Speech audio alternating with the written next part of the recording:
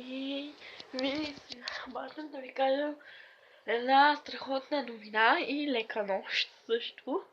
Така, искам да ви кажа благодаря, че гледахте днешния ми влогмас. Благодаря, че ме подкрепяхте и ме подкрепяте в първа ми, така да кажа, канал.